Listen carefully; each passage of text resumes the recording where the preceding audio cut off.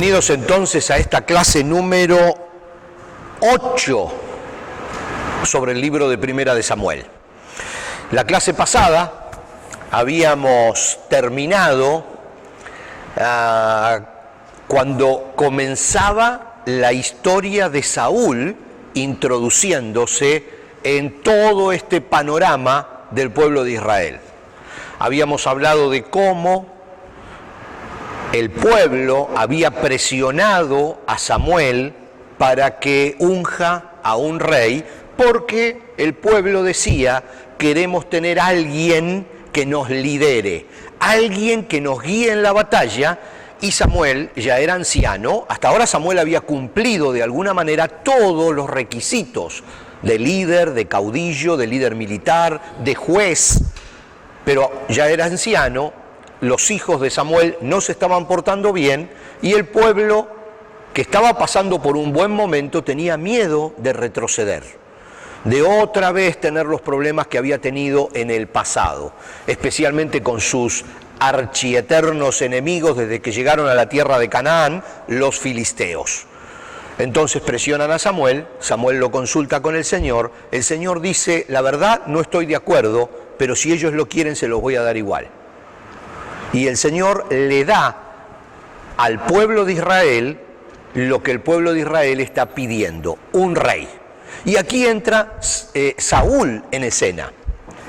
De hecho, la monarquía se consolida recién con David, que sucede en el trono, que sigue en el trono, que reemplaza a Saúl. Pero Saúl es el primero. Así que vamos a ver cómo se introduce Saúl en nuestra historia. La clase pasada habíamos avanzado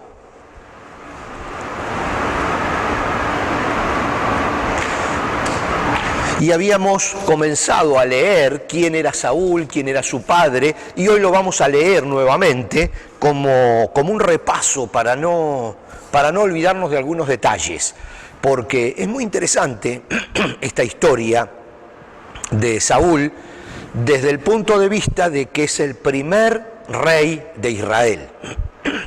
De él, a partir de ahí, comienza un reinado de muchísimos años y termina toda esta etapa de los jueces, de los caudillos, que habían sido de alguna manera todos ellos los sucesores de Moisés y Josué.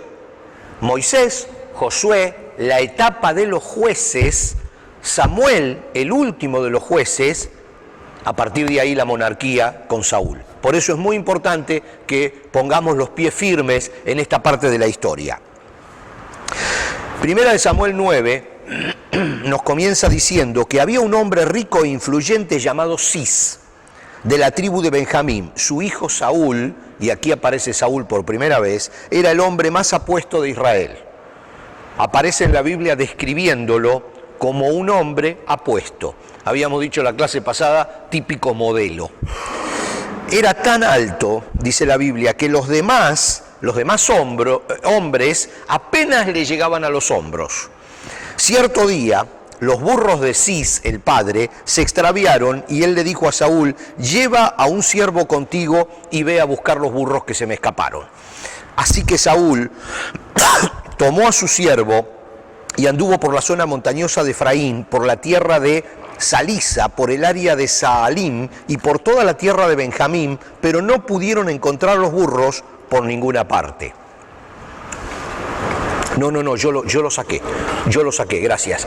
Para poder levantar la computadora le quité la electricidad. Finalmente entraron a la región de Suf y Saúl le dijo a su siervo: volvamos a casa, es probable que ahora mi padre esté más preocupado por nosotros que por los burros. Recordamos que esto lo leímos la clase pasada. Pero el siervo le dijo: se me ocurre algo, en esta ciudad vive un hombre de Dios. La gente lo tiene en gran estima porque todo lo que dice se cumple. Está hablando de Samuel. Vamos a buscarlo, tal vez pueda decirnos por dónde ir. O sea, la verdad que ir a un profeta de Dios a preguntarle por unos burros estaba medio desubicado el siervo, pero fíjense cómo Dios está guiando las cosas para que Saúl se encuentre por los burros con Samuel. Pero no tenemos nada que ofrecerle, respondió Saúl, porque cuando se iba, decíamos la clase pasada, a pedirle algo a un siervo de Dios, a un profeta, a un vidente, como se los llamaba, se le daba algún presente, se le obsequiaba algo.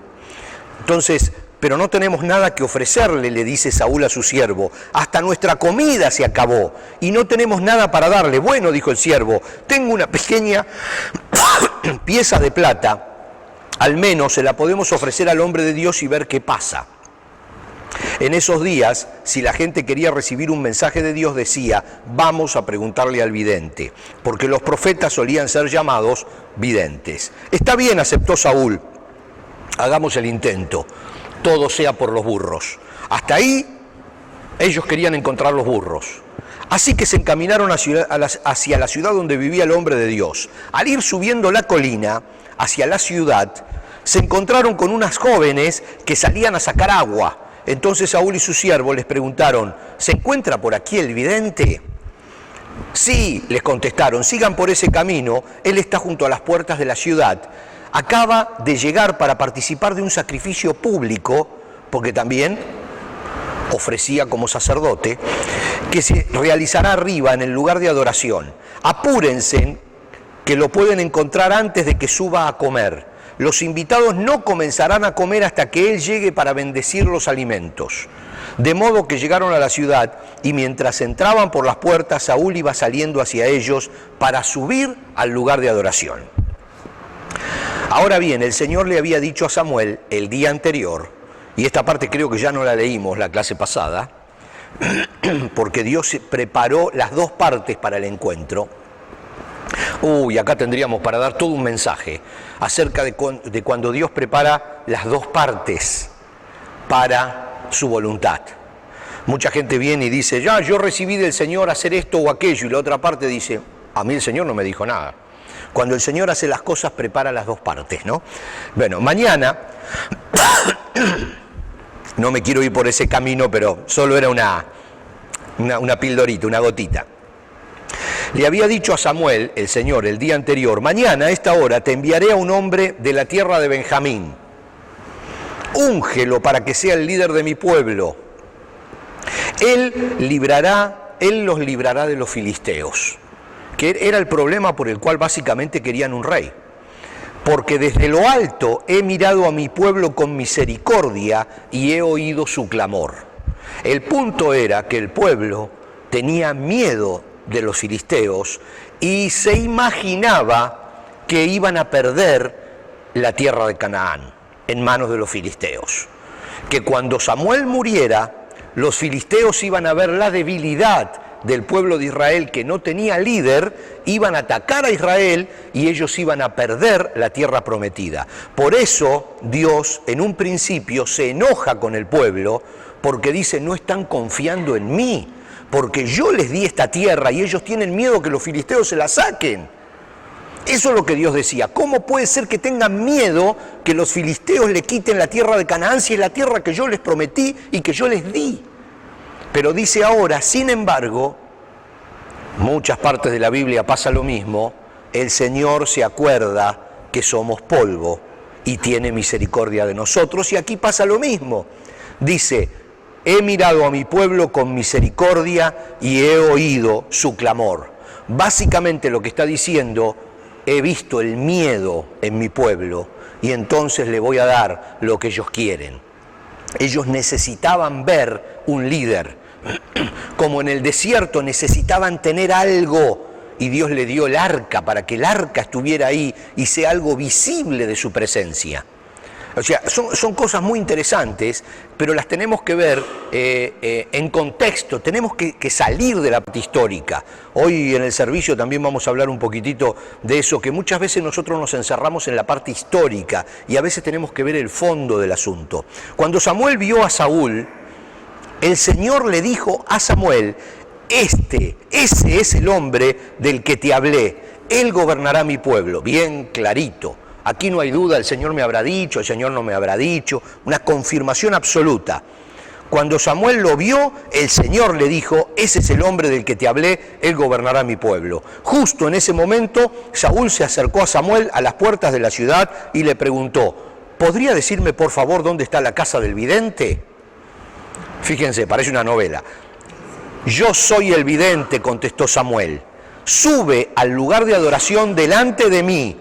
Allí comeremos juntos. En la mañana te diré lo que quieres saber y te enviaré de regreso. Y no te preocupes por los burros que se perdieron hace 3 días, le dice Samuel a Saúl, porque ya los encontraron.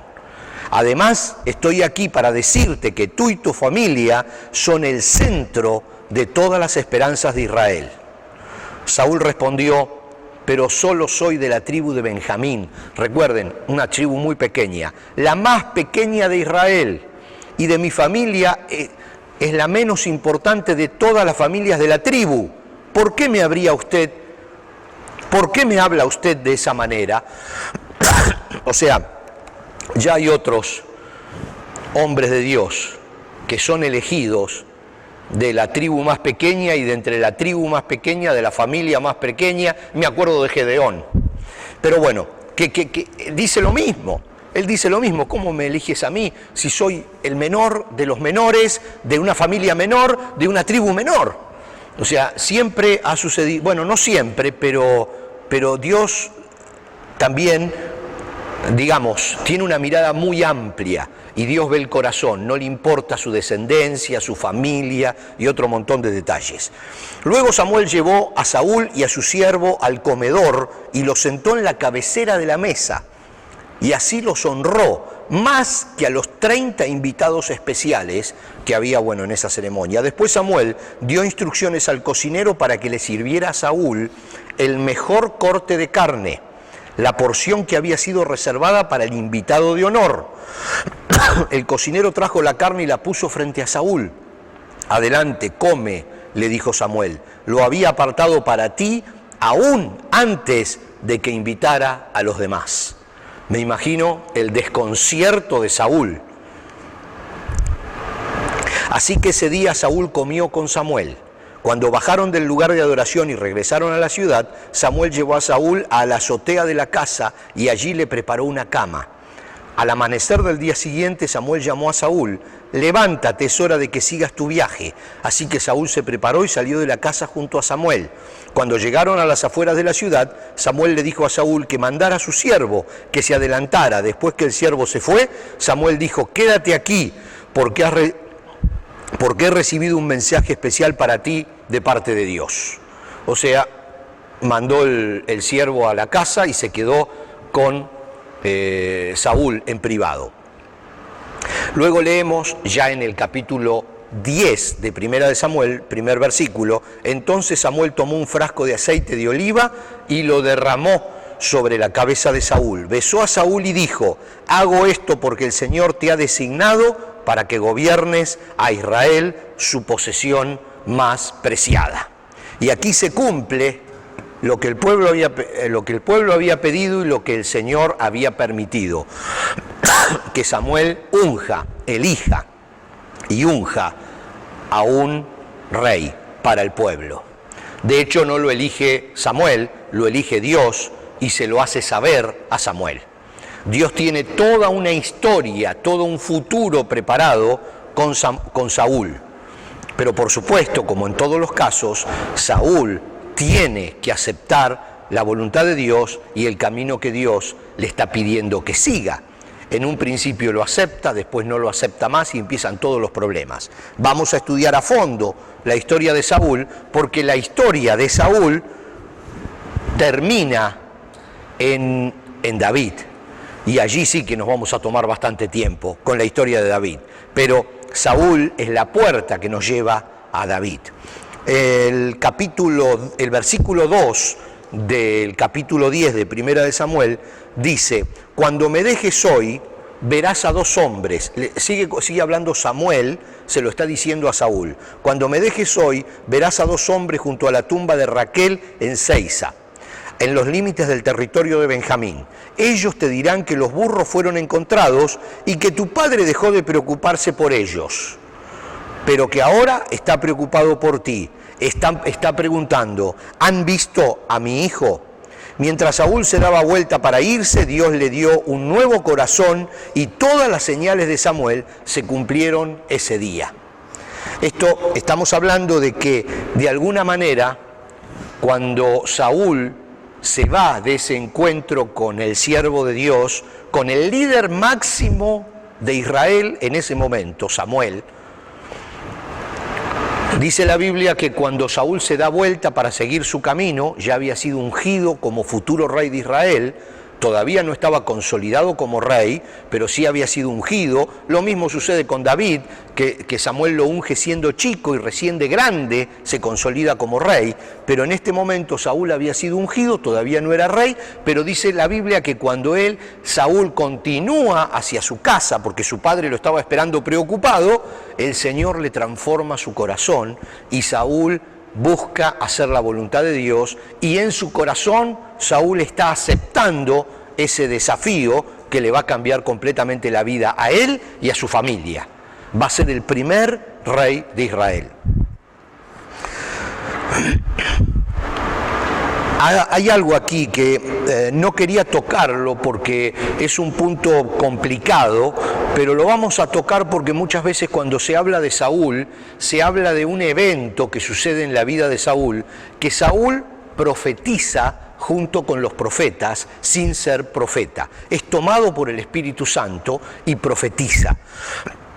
Después, eso se hace famoso en la historia de la vida de Saúl, y quizás en algún momento, cuando nosotros repasemos otros acontecimientos, otros eventos de su vida, tengamos que volver a esto. Por eso vamos a leerlo ahora, vamos a leerlo para tenerlo como un punto allí y de pronto volver y hacer referencia a eso.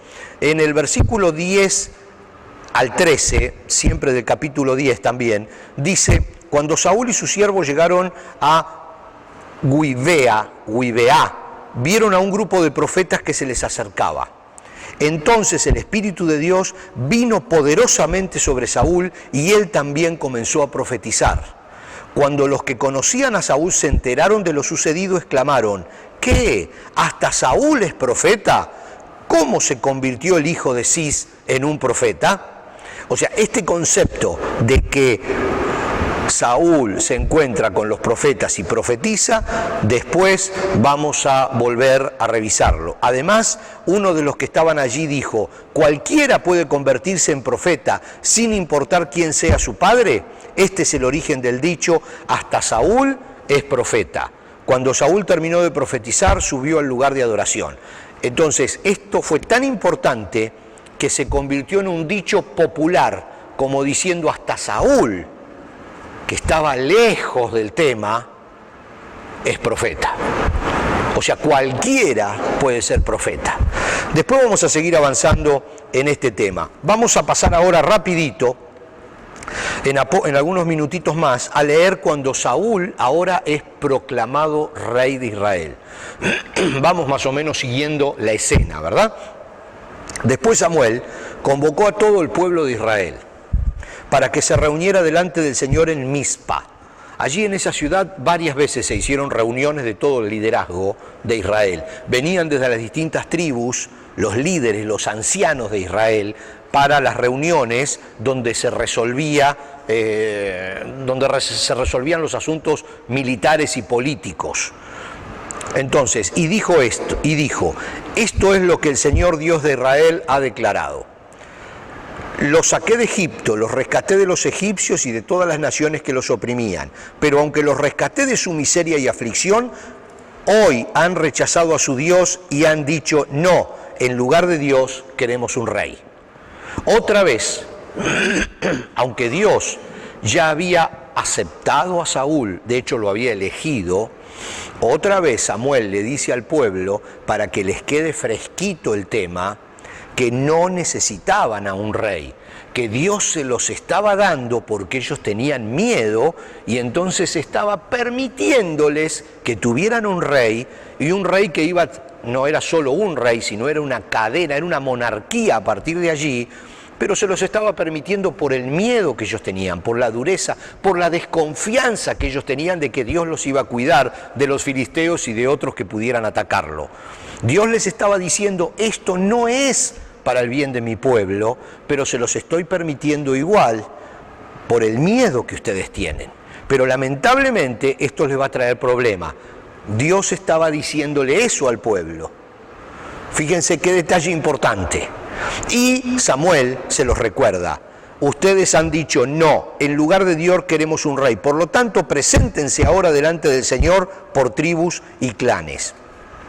Entonces Samuel reunió a todas las tribus de Israel delante del Señor y por sorteo, fíjense cómo ahora, a través del sistema que ellos tenían, Dios confirma lo que ya le había dicho a Samuel. Samuel ya lo había ungido, pero ahora Dios le tiene que mostrar al pueblo que todo eso es su voluntad. Ya se lo había mostrado a Samuel y Samuel ya lo había ungido. Ya estaba, esto ya estaba hecho, pero ahora están todos los líderes del pueblo de Israel y Samuel les tiene que demostrar que Dios guió a buscar, puso su mirada sobre Saúl. Fíjense lo que sucede. Y por sorteo se eligió a la tribu de Benjamín. ¿Qué sorteo? Dios ya lo había elegido antes.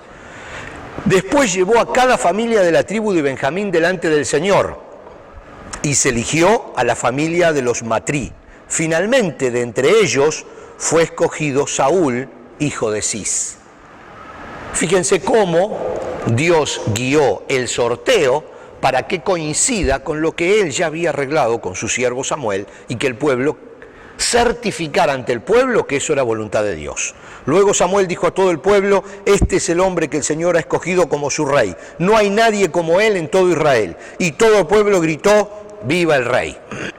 Después Samuel le explicó al pueblo cuáles eran los derechos y las obligaciones de un rey, los escribió en un rollo y lo puso delante del Señor. Luego Samuel envió al pueblo a sus casas. Cuando Saúl regresó a su casa en Gibeá, lo acompañó un grupo de hombres a quienes Dios les había tocado el corazón. Sin embargo, había unos sinvergüenzas que se quejaban. Dice, ¿cómo puede este hombre salvarnos? Y lo despreciaban y se negaban a llevarle regalos, pero Saúl no les hizo caso. Ahora, hay un punto que vamos a ver aquí, que tenemos que acordarnos. El pueblo de Israel básicamente quería un rey que los llevara a la victoria militar.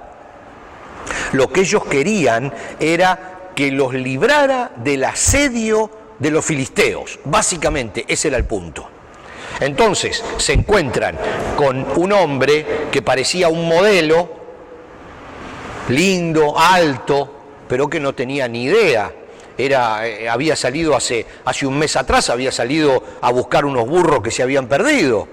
Era de la familia, de la última de las familias, de la familia más chica de todo el pueblo de Israel. Entonces había algunos que decían, está bien, estamos de acuerdo, creemos que Dios lo guió, pero, y bueno, y tenían sus dudas y no lo querían reconocer como rey. Pues llevarle un regalo era reconocerlo como rey. Entonces, es como que hay tres etapas en la consolidación de la autoridad de Saúl. Primero, Dios lo elige y se lo presenta a Samuel. Samuel lo unge.